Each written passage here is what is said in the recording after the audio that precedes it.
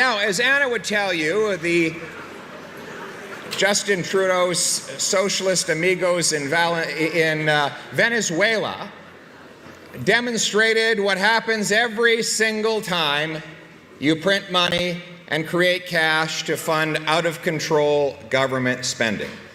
Every single time it happens, whether it's an emperor, a king, a prime minister, or a president, when their opulence is too big for the nation's wallet, what do? They create cash. More money bidding on fewer goods equals higher prices, destroying the purchasing power of the working people.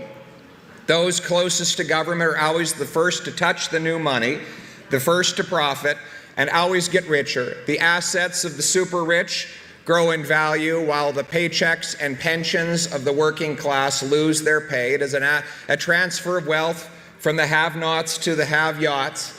And that is what has happened here.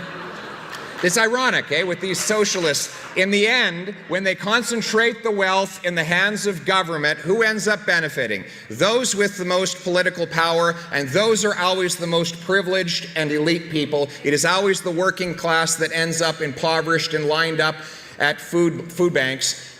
My friends, the reality is that the foundation of any free market economy, of all prosperity, of all real economic justice is sound money. That's why common sense conservatives will end the money printing. We will get our central bank back to the core mission of low inflation.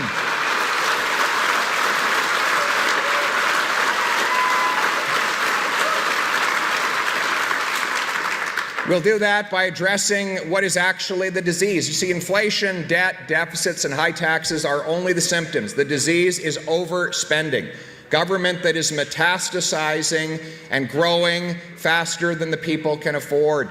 Here we have a government that has literally doubled the national debt in 9 years. Trudeau's added more debt than all prior prime ministers combined. In fact, to do that, the money supply has grown by $700 billion, or about 35%, in the last 4 years, during which time the economy, the real economy, grew by about 4%.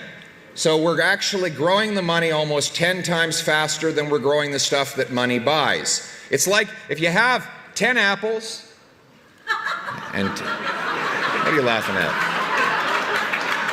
Shannon, are you okay over there? Shannon Stubbs is cut off, everybody.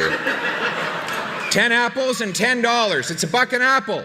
You double the number of dollars to 20, but you still have 10 apples. You're not twice as rich. It's just that each apple costs twice as much. That's why we're going to get rid of the money printing. But how? We need to bring in a common sense law that runs the finances of the nation the same way that single moms, small businesses, and seniors run their household finances. We will require the government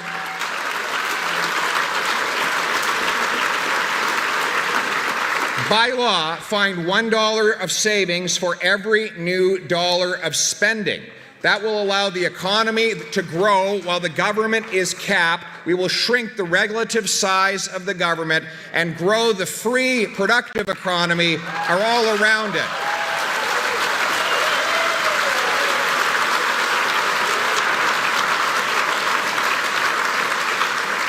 And then also to bring home lower prices. We will do the obvious thing. We will axe the carbon tax.